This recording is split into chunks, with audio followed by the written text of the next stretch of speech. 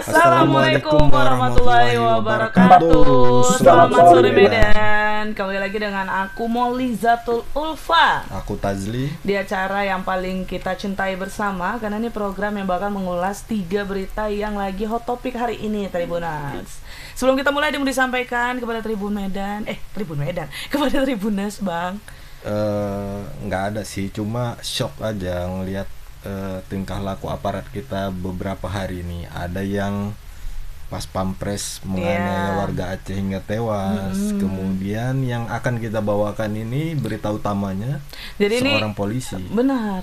Jadi harusnya kan aparat itu mengayomi. Cuman ini yang soal yang bakal kita angkat ini, Bang, bukan dari pihak warga atau masyarakat yang diganggu, tapi internal sesama polisi. Jadi ini ada 2 anggota personil Polres Dairi harus menjalani perawatan medis di RSUD Sidikalang akibat terkena pukul oleh pimpinannya sendiri, Tribuners. Ini kejadiannya Senin 28 Agustus 2023. Nah, jadi kedua personil tersebut yakni Bribka David Sitompul dan Bribka Hendrik Simatupang yang berasal dari Satuan Intelkam Polres Dairi. Jadi mereka tuh katanya lagi melakukan kebersihan. Lagi bersih-bersih tiba-tiba disuruh baris. Terus tiba-tiba ditampar satu-satu sama komandan mereka. Kapolres. Ya, maaf. Nah, terus salah satu personil ini nanyain kenapa saya ditampar, malah makin membabi buta dipukulnya. Sampai ada penjelasannya. Sampai korbannya itu tuh saraf kejepit. Itu kan parah ya, saraf kejepit sampai harus dirawat di RSUD juga. Mungkin dia ada keluhan saraf kejepit. Nah, ketika diperlakukan seperti itu jadi kambuh saraf kejepit. Jadi ini kejadian dia ditamparnya itu oleh Kapolres Dairi sekitar pukul 5 pagi nih, Tribuners. Ini kalau internal aja kayak gini, apalagi keluar ya. Tapi penasaran kita, apa sih persoalannya sampai sebegitunya dan tidak ada penjelasan. Iya, cuman kan Bang, takutnya ya naik berita ini nanti didatengin gitu kantor. Nggak apa-apa ya. Kenapa memang salah rupanya? kan keseringan kita gitu. Kita memberitakan yang fakta sebagai kontrol sosial, memang tugas kita.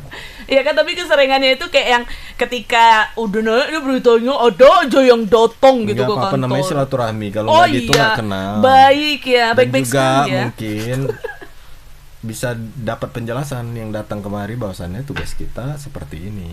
Mana tahu mereka nggak tahu kan atau lupa. Ya mungkin bisa dikasih klarifikasi, saya bukan mukul kok, itu sayang gitu kali ya kan. Ya udah, pukulan sayang. Kita sampaikan juga itu pukulan sayang. Seperti apa? Walaupun sampai masuk rumah sakit. Ya, Tribuners, ini ada videonya. Sebelum kita ngobrol dengan reporter kita, saksikan dulu video berikut ini.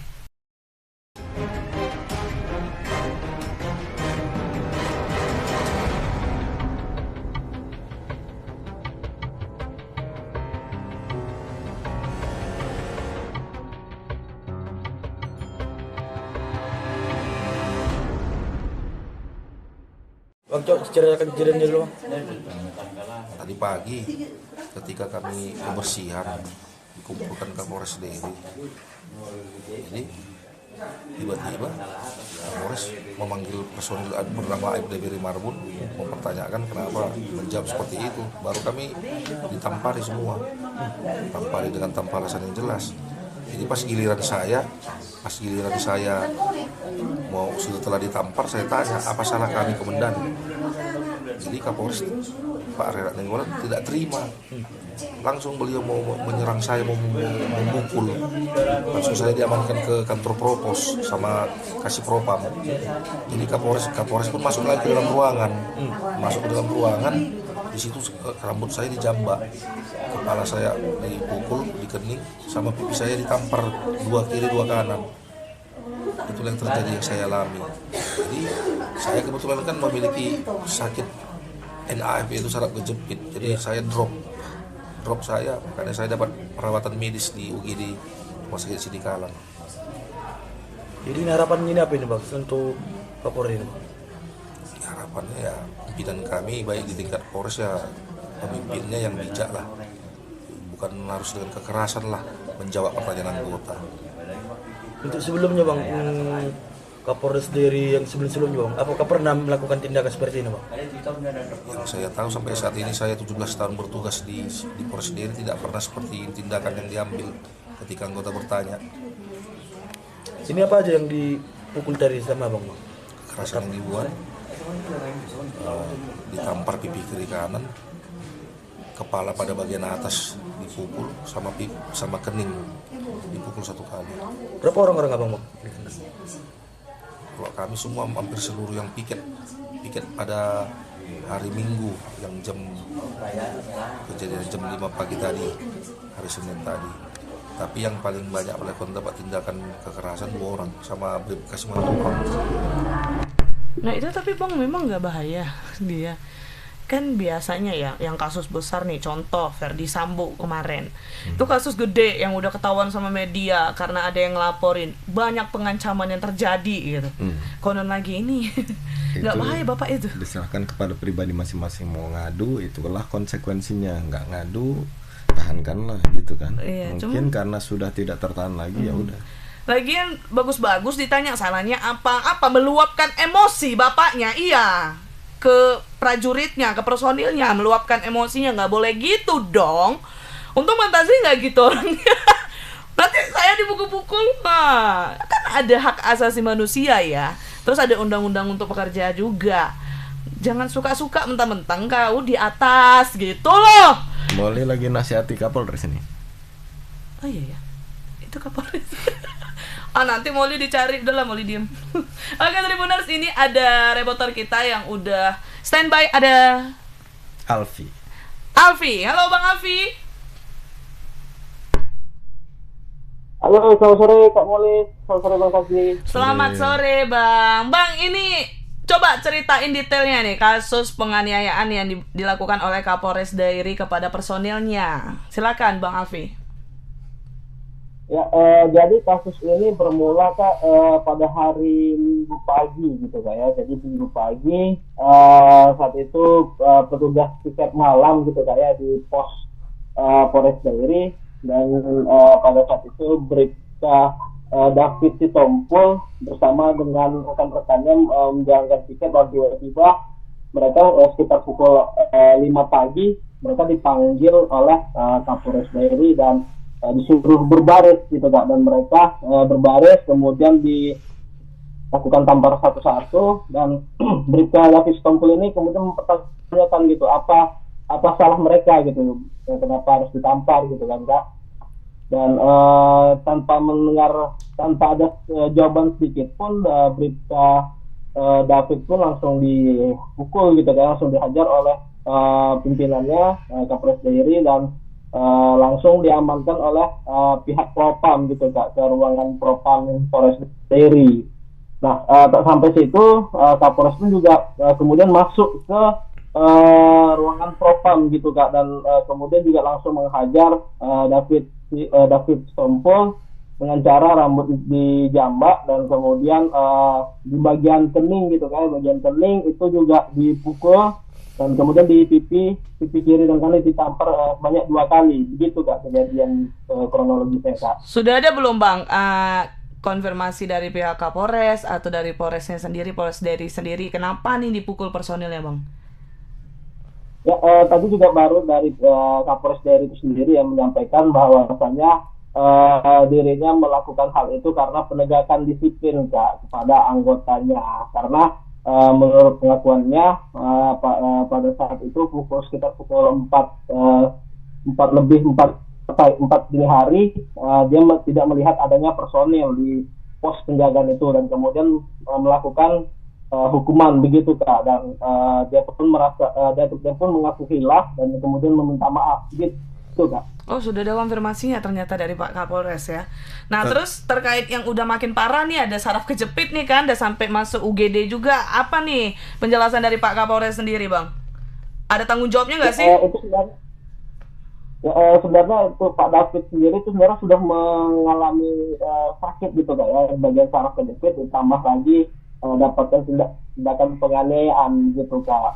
Makanya ketika dihajar oleh Kapolres, dia pun kemudian akhirnya menjadi drop dan harus dilarikan ke rumah sakit gitu Kak. Nah, terkait dengan Kapolres sendiri memang hal tersebut tadi juga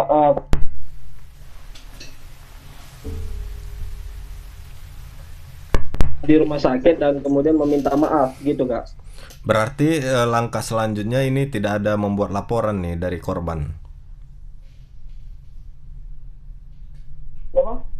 Untuk korban ini tidak ada membuat laporan atas tindakan Kapolres itu.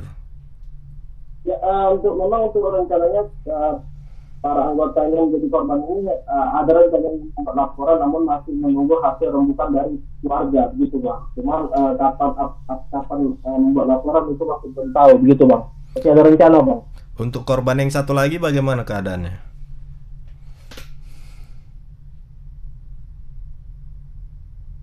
Halo Bang Alfi, korban satu Ya. lagi gimana Bang keadaannya? Ya, korban satu lagi juga mengalami hal yang sama Kak ya. Namun yang lebih parah memang untuk dari Pak David Tompone sendiri Kak, begitu Kak. Karena mendapat hantaman dan pukulan dan juga harus dilarikan ke rumah sakit, gitu Kak. Oke, baik kalau gitu Bang Alfi, terima kasih atas informasinya Bang Alfi. Selamat beraktivitas kembali. Selamat sore Alfi. Oke. Selamat sore Bang Kaji, selamat sore Kak Moli. Sudah ada klarifikasi ternyata dari Bapak Kapolresnya nih, Tribunas. Penegakan disiplin. Katanya nggak ada di posko piket. Ya, bisa dicek sih kalau itu, kalau mau gampang. Iya. Kebetulan nggak ada Kan orang. penegakan disiplin, ya tinggal bilang. Pas ditampar itu oke lah penegakan disiplin. Pas ditanya kenapa kami Kenapa harus dikebukin ya? Tapi salah tadi kami khilaf apa? Bang katanya. Manusia kan Enggak, tidak luput maksudnya dari rasa tinggal khilaf. bilang penegakan disiplin. Kemana kau tadi malam? Kemana kau? Kenapa nggak bertugas? Ada penjelasan. Khilaf ya kan Pak. Takut awak nanti dicariin. Jadi awak bela dia dulu dikit. Ya untuk Tribuners kalau mau mengikuti follow up dari kasus ini, pantau aja website kita di www.medan.tribunnews.com. Mana tahu nanti korban jadi melapor ya. Jadi ini masih rembuk sama keluarga kali. Konsekuensinya banyak tuh karena ya Bapak Davidnya jangan malah kena serang balik ya. udah kena serang balik, kena pemecatan ya kan. Ngeri nih, pangkat-pangkat nih kalau udah berpangkat ngeri kali dah. Katanya diam aja. Oh iya. Iya, aku takut kali loh dicariin di jalan. Baiklah Tribuners, kita lanjut aja ke berita kedua karena saya sangat takut sekarang ini ya. Jadi ini kemarin Bang kejadian. Ternyata nih Pak Jokowi kan masih di Medan kan ya. Iya. Dia datang tuh ke acara rembuk relawan Wali Kota Medan Bobi Nasution yang di gedung serbaguna Pemprov Sumut Deli Serdang. Gor Pancing. MMTC ya? Enggak, di gornya. Dekat MMTC. Iya, dekat MMTC benar. Sebelahnya. Enggak, sebelah kali lah. Situlah pokoknya. Seberang jalannya. Jadi rame tuh kan Tribuners di situ. Ternyata nih mungkin Tribuners udah pada denger juga ya karena booming ya semalam ya Bang beritanya. Ibu Roida Tampubolon, yaitu seorang wanita yang nekat nih melempar air mineral dan juga sandal kepada Bapak Jokowi. Sangat luar biasa keberanian ibu ya, sampai diseret dia sama pas pampres semua. Motif dia melakukan itu juga kita tidak tahu apa. Ternyata nih Tribuners, dia sudah ditetapkan sebagai tersangka dan juga dia sudah di apa sih dia tuh kalau ada gangguan ODGJ. Susah kan? Memang ditetapkan tersangka? Enggak ya? Dinyatakan dia ada kelainan. Ada kelainan, bukan tersangka ya? Kelainan jiwa. Enggak ada yang ngelaporin ya? Mana ada. Nah tuh, jadi Roida akan menjalani observasi nih minimal 14 hari ke depan di Rumah Sakit Jiwa Prof. Dr. M. Ildrem di Jalan Tali Air, Kelurahan Mangga, Kecamatan Medan Tuntungan. Cuman yang jadi pertanyaannya kenapa gitu. Jadi di kalangan wartawan juga nggak asing dengan sosok ibu ini. Di Polrestabes Medan dia sering datangi wartawan, terus kemudian ngejek-ngejek wartawan gitu-gitu. Memang agak lain. Ya namanya udah agak lain. Oh, dia berarti ada sensi-sensinya sama media sama petinggi kali ya. Iya, dan juga banyak dilaporkan. Si Roida ini. Roida ini banyak melaporkan orang. nggak jelas yang dilaporkannya apa gitu kan. Dan Oh, kemudian iya, jadi tim Tribun Medan tadi mulai ada baca beritanya. Tim Tribun Medan itu ngecekin Facebooknya si Roida ini kan. Jadi dia pernah posting tentang, aku lupa deh, entah Kapolsek, entah Kapolda, entah siapapun itu, pentingnya dari jajaran polisi nih kalau nggak salah ya. Jadi katanya ada korupsi dana 100 juta rupiah, tapi nggak dijelasin itu korupsi apa, dari mana, kenapa dia bisa tahu, itu nggak ada semuanya. Cuman gitu aja gitu. dan salah satu informasi menyebutkan bahwasannya pihak keluarga, kalau nggak salah di Samosir ya, pernah melaporkan bahwasannya ibu ini udah meninggal. Jadi ngurus akta meninggalnya. Keluarganya yang ngelaporin kalau Keluarganya. dia, kenapa gitu ya? Ya menganggap tidak ada lagi lah. Oh, saking stresnya menghadapi dia Iya, kali ya. mungkin. Makanya kalau dari Samosir ke sini jauh dibuangnya ya. Ayo Tribuners, ini ada videonya, kita saksikan dulu video berikut ini.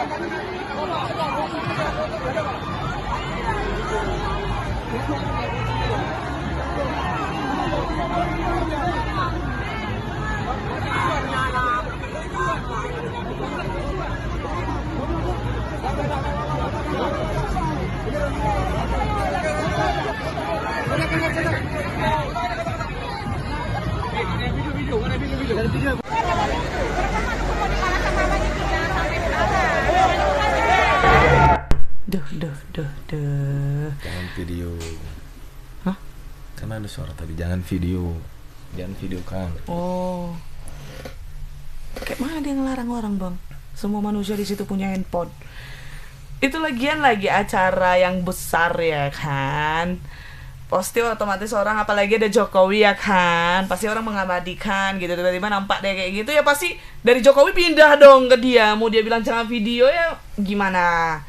Ya ini ibunya gak aneh ya, sampai telentang kayak gitu, sampai mau digotong kayak sapi. Playing victim, kayak dia yang di apa? Tak, padahal dia yang buat tingkah gitu. Sampai-sampai pas pampresnya itu Bingung. nggak, maksudku orang tuh semua pas pampresnya datengin ibu itu, siapa yang jaga Jokowi, woi? Enggak lah ya, dibagi kali ya. Nah, ini ada reporter kita Bang Freddy. Halo Bang Freddy. Ya, halo. Selamat sore Molly, Bang Ragli. Sore, Bang Freddy, itu seperti apa Bang? Apakah memang benar Ibu Roida ini mengalami ODGJ dan bagaimana Bang sudah ditangani nih Ibu Roidanya? Silakan Bang Freddy.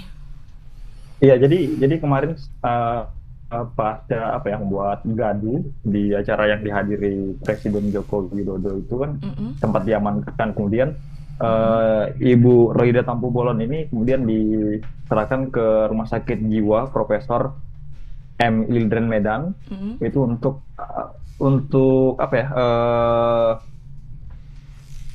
evaluasi atau apa gitu selama Dianalisis, 14 hari ke depan.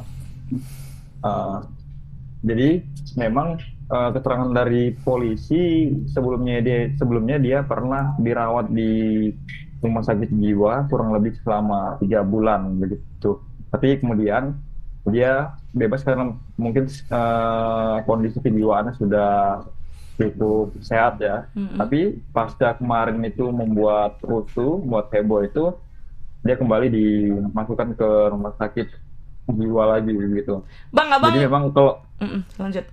untuk rinciannya itu, dia itu masuk Rumah Sakit Jiwa itu 27 Oktober 2021 sampai dengan 21 Januari. Dia itu didiagnosa sakit schizofrenia paranoid begitu. Apa itu? Schizofrenia paranoid.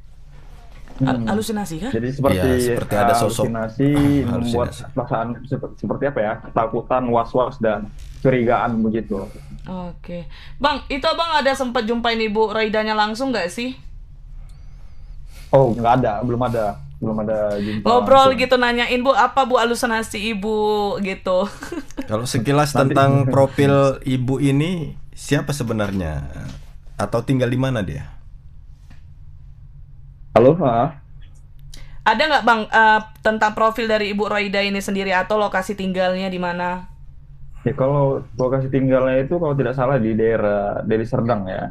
Dia memang sebelumnya itu juga sempat tinggal di Samosir gitu kalau tidak salah. Jadi memang sebelumnya itu ada perkara lain sebenarnya yang dialami oleh ibu ini, yaitu di mana dia dilaporkan oleh suaminya dan keluarganya itu dilaporkan ke Kepala Desa, kemudian sampai akhirnya Dinas Pencatatan Sipil ya di Dukcapil itu mengeluarkan akta kematian Roida begitu, padahal dia masih hidup.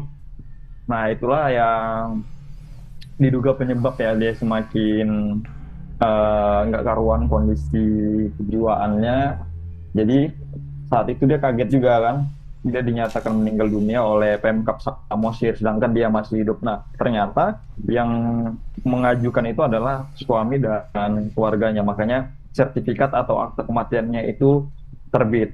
Kemudian setelah itu dia melaporkan suaminya itu ke polisi. Jadi suaminya itu sudah ditetapkan tersangka dan sudah ditahan, tapi memang sudah divonis juga kalau tidak salah itu di Kejaksaan Samosir ya. Tapi tampaknya dia memang tidak puas dengan vonis tersebut dan kemudian kepala desa tempat dia tinggal itu juga yang mengeluarkan surat rekomendasi ya ke Distrik Capil itu juga sudah ditetapkan sebagai tersangka. Kemudian mantan kepala dinas atau yang masih aktif itu saya tidak ingat karena memang kasusnya ini tahun 2019 begitu. Jadi kepala dinas atau mantan kepala dinasnya itu juga ditetapkan sebagai tersangka, tetapi belum lengkap berkasnya kalau tidak salah itu ya. Jadi masih berproses di polisi begitu Molly Bang Tadli. Berarti dia tinggal di Medan ini sebatang kara ya, Freddy? Sama anaknya, ada anaknya perempuan, Bang. Tapi memang dia itu memang beberapa waktu belakangan ini memang kerap memposting tudingan-tudingan ya, terutama ke Kapolres Pelabuhan Belawan ya, AKBP Joshua Tampu Bolon, karena memang pada saat AKBP Joshua menjabat dulu itu tahun 2021 itu dialah yang menangani kasusnya si Roida ini. Sementara laporannya itu kan tahun 2019.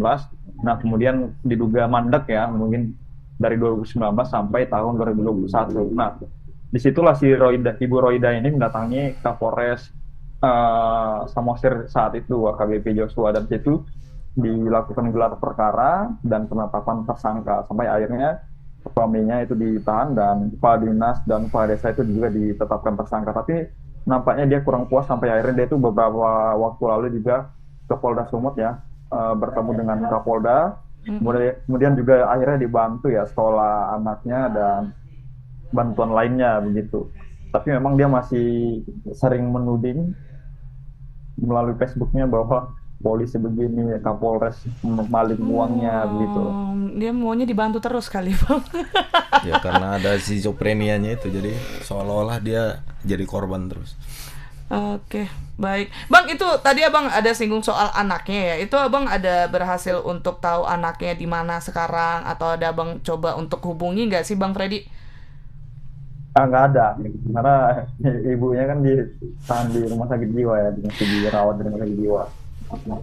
Oke, baiklah Bang Freddy. Terima kasih atas informasinya Bang Freddy. Selamat sore Ya, Freddy. terima kasih Molly Bang Tadli, terima kasih. Ya, jadi sebenarnya ibu ini lumayan pintar juga ya, persoalan hukum, melaporkan suaminya, mengawal proses hukum itu. Sampai sebenarnya udah berhasil tapi dia tidak puas. Menghujat via Facebook. Ya memang sebenarnya orang yang schizophrenia itu orang normal yang punya sakit kelainan itu. Jadi seperti misalnya kayak tadi dihantui ketakutan, kalau schizophrenia paranoid itu. Jadi schizophrenia itu seperti ada sosok yang selalu membayangi dia, menghasut dia untuk melakukan sesuatu, seperti itu, halusinasi. Begitu. Ya, luar biasa ya. Terima kasih Bapak atas informasi yang sangat luar biasa ini. Baik Tribuners, kita lanjut ke berita ketiga kita atau berita terakhir nih. Ada seorang pria terekam kamera pengawas CCTV mencuri uang dari kota infak di Masjid Al-Bayan, Jalan Gurila, Kecamatan Medan Perjuangan. Jadi dari amatan Tribun Medan nih, pelaku memakai kaos putih itu awalnya duduk berjongkok di depan masjid. Terus dia berjalan ke samping masjid sambil memantau di situasi sekitar nih. Setelah itu pelaku berpura-pura menelepon sembari jalan menuju ke depan masjid. Lalu melakukanlah aksinya, dimasukkan duit itu ke dalam plastik. Kok bisa? Dijebolnya lah Bang. Ini masjid favoritku dulu waktu sekolah, depan Man 1. Oh iya? Jadi ya tempat ya kalau istirahat sholat zuhur di situ, favorit lah. Bahkan nih pelaku Bang sampai pura-pura ngambil wudhu gitu loh. Niat kali kan. Terus masuk mendekati kota infak yang berada di samping dekat pintu. Jadi sempat mondar-mandir juga nih dia sambil memantau situasi lah sebelum melakukan aksinya itu. Jadi katanya nih kerugiannya itu sampai 2 atau 3 juta. Jadi padahal tuh duitnya untuk anak yatim piatu. Mampus kau makan duit anak yatim piatu dari masjid pula. Ih, dilaknat kali kau ya. Emosi aku. Ini peristiwanya terjadi hari Minggu juga. Jadi 3 berita kita ini peristiwanya hari Minggu ya, Tribuners. Ya, karena hari Minggu itu sepi kan. Jadi itu pukul 6:20 pagi. Hampir setengah 7 kejadiannya hari Minggu. Waktu mau udah siap-siap orang ngaji-ngaji, enggak lah Bang, setengah 7. Habis sholat subuh udah pulang ngaji-ngaji, jemaah, balik gitu. Udah mulai sepi lah. Dia Ada ambil wudhu apa dia? Ada nih videonya. Kita saksikan dulu video berikut ini. Ini masih ke tempat dulu lagi Bang nih. Belum ke masjid ini.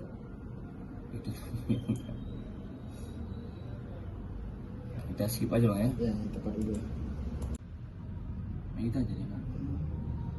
Yang lagi sedikit nih. Sekali mundur aja. Bahaya juga mungkin pikirnya. Cuci tangan deh ya. Oke Bang. Coba sultan.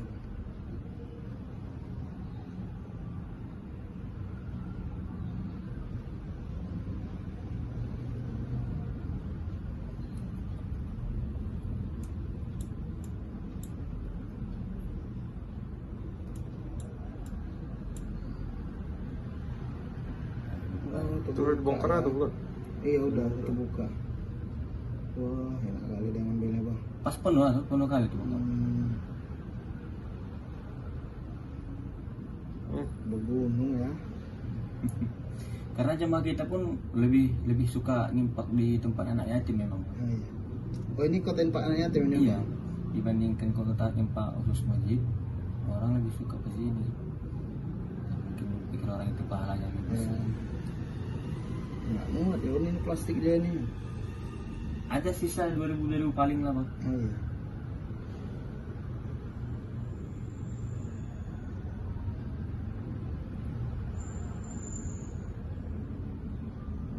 Nah, habis dah. Sabar ya. Ya PKM nggak mungkin bisa langsung kunci pintu karena orang itu kan nanti mau balik lagi kan gitu. Jadi dibiarkanlah tadi kunci. Setelah itu bapak-bapak yang selesai berzikir tadi pada habis, kurang lebih biasanya itu jam 6 pada pulang itu, jam 6 sampai jam 6.15 kurang lebih gitulah. Nah, saya pribadi ada di belakang, cuman tidak nampak kemari kan gitu. Saya pun biasanya mengeluarkan kotak infak itu keluar untuk dirantai di luar itu jam 6.30 biasanya. Jadi malingnya datang sama kawannya, geraknya kurang lebih jam 6.20 lah. Datang dari sebelah sana, turun di sini, kawannya nunggu di situ, di depan masjid kurang lebih sekitar jarak 20 meter gitu. Malingnya sempat jalan ke belakang, yang satunya yang mengambil uang ini. Gitu. Jadi setelah dari belakang, diperiksanya, dipantaunya nggak ada orang yang lagi di dalam. Orang di luar pun pada tenang semua, tak ada ancang-ancang mau ke dalam masjid. geraklah dia dari depan. Kemudian dia datang ke tempat wudhu, cuci tangan, tah pura-pura sholat gitu ya. Habis itu datang dia kemari, duduk dia di samping kotak impak, dipantau-pantau yang orang lain. Habis itu kebetulan kotak impak kita ini gemboknya cuma satu. Di bobol yang satu ini duduk lagi dia, mungkin mencari timing yang pas untuk membuka apanya itu kotaknya. Habis duduk dia, diambilnya plastik kantongan kresek itu, bukanya diambilnya semua. Dari jam 6.26 dia mulai kerja sampai jam. Kenapa ya manusia tuh kok makin nekat-nekat gitu? Di rumah ibadah pun nekat, siang bolong nekat, bunuh orang dengan gampangnya nekat gitu. Narkoba lah pemicunya. Kenapa narkoba itu harus diciptakan? Ayo. Panjang ceritanya. Baik, Tribuners, ini kita ada reporter nih yang bakal ngejelasin peristiwa pencurian yang ada di masjid di Jalan Gurila. Ada Bang Alfiansyah. Halo Bang Alfiansyah. Ya, halo Mei dan Bang Haji. Selamat sore. Selamat sore. Sore Bang. Bang, silakan laporannya Bang Alfiansyah. Ya, baik Pauline dan juga Tribuners. Ya, aksi pencurian uang di Kota Amal ini terjadi di Minggu pagi di sekitar pukul 7 pagi, di mana saat itu memang kondisi masjid sedang tidak ada jemaah atau tidak ada orang. Situasi itulah yang dimanfaatkan oleh si pelaku ini untuk mengambil sejumlah uang. Itu ada satu kantong plastik besar yang diambil oleh si pelaku ini dari dalam kotak amal yang akan disalurkan nantinya ke anak yatim piatu begitu. Nah, menurut keterangan dari pengurus masjid, pelaku ini melakukan aksinya ini itu dengan berjumlah 2 orang, di mana satu pelaku itu menunggu di pinggir jalan di atas sepeda motor, dan sementara satu pelaku lagi itu beraksi mencuri uang dari kota Islam di dalam tersebut. Nah, sebelum melakukan aksinya memang setelah kita lihat dari rekaman CCTV, dia ini melakukan pengintaian terlebih dahulu ya ke sekitaran masjid dan di luar masjid. Nah, ketika dipastikan sama dia kondisinya itu sepi atau tidak ada orang, nah di sana dia melakukan aksinya ini. Dugaannya memang menurut keterangan dari pengurus masjid juga dia membobol kota Insan tersebut memakai alat begitu. Kebetulan itu hanya satu yang terpasang di kota Insan. Nah, dari kejadian ini memang ditaksir kerugian itu berkisar 2 juta sampai 3 juta rupiah, karena menurut pengakuan pengurus masjid kota Insan itu penuh uangnya begitu, sudah terlihat dari suara lebar. Alfiansyah. Halo. Menurut Iya. belum sempat dibongkar uangnya sama pengurus dan diambil oleh si pelaku ini. Nah, kejadian ini juga katanya sudah dilaporkan ke polisi, dan tadi kita juga wawancara dengan Reskrim Polsek Persekutuan, itu kasus tersebut masih dalam penyelidikan pihak polisi. Begitu. Oke. Apakah polisi udah ngecek ke TKP belum, Bang? Ya, menurut informasinya tadi kita sana itu katanya belum ada polisi yang datang, karena memang baru saja dibuat laporan per hari ini. Laporan itu dibuat oleh sekretaris BKN sendiri yang datang langsung ke kantor polisi untuk melaporkan kejadian ini. Begitu lagi. Apakah peristiwa seperti ini pernah terjadi sebelumnya, Alfiansyah?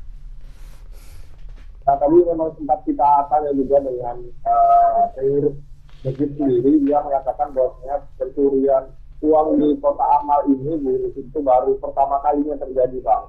Nah, selama ini memang marak juga aksi pencurian di sana, namun hanya pencurian berupa handphone yang ketika ada orang tinggal di masjid itu ketiduran, Itulah yang diambil bang, bukan dari orang yang istirahat di itu. Dan selama ini memang hanya kejadian pencurian sebatas handphone saja, baru kali pertama bang ini aksi pencurian uang di kota Infak.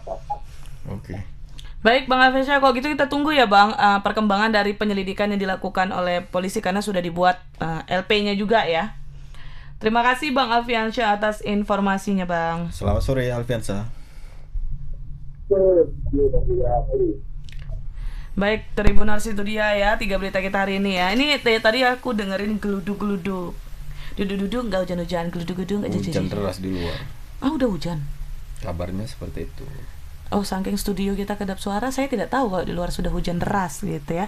Buat Tribuners mungkin yang lagi mau OTW pulang kerja atau mau pergi ntar malam, mungkin tunggu hujan reda kalau misalnya deras sekali. Terus ya di rumah lah bantu mama kalau rumahnya daerah rawan banjir ya kan. Itu dia Tribuners 3 berita kita hari ini ya. Tadi pertama ada perihal dari Kapolres Dairi yang melakukan pemukulan terhadap 2 personilnya, dan masih belum tahu nih kita ya bagaimana perkembangannya, apakah personilnya akan melakukan laporan atau salam-salaman. Yang kedua berita dari Roida Tampu Bolon, yaitu seorang wanita yang melakukan aksi pelemparan air mineral dan sendal kepada Jokowi, dan ibu tersebut sudah ditetapkan kalau dia memang mengalami gangguan kejiwaan. Dan berita ketiga tadi ya soal pencurian kotak infak yang ada di masjid di daerah Jalan Gurila di Medan Perjuangan. Masjid Al-Bayan. Oh, tahu abang namanya, ingat ya, Masjid Al-Bayan tuh. Jadi masih dalam penyelidikan karena baru juga hari ini dibuat laporannya. Jadi kalian nih kalau misalnya kepengen up to date berita-berita kita yang tadi itu, bisa langsung aja ngecekin nih di portal media kita, ada di www.medan.tribunnews.com atau di media sosial kita nih ada semua di bawah ini dari tadi ya. Bisa dicek-cekin, di follow-followin, subscribe, follow, ikuti, komentar, like. Ya, bro, you can do it all ya. Apapun itu, komen juga yang jangan menghujat. Kita sebagai pribadi orang yang baik, berintelek gitu ya. Berkomentarlah dengan sebaik-baiknya. Kalau memberikan kritik yang baik gitu, yang membangun bukan menghujat. Beda deh, ya kan Bang? Udah bisa jadi duta media sosial mulai ini. Bisa. Ada yang merekrut? Silahkan. Baiklah, jangan lupa kalian untuk terus saksikan Selamat Sore Medan setiap hari Senin sampai Jumat pukul 17 waktu Indonesia Barat. Kalau gitu aku Molly, aku Tazli, dan kru bertugas pamit undur diri. Mohon maaf apabila ada salah-salah kata atau ucapan. Assalamualaikum warahmatullahi wabarakatuh. Selamat Sore Medan.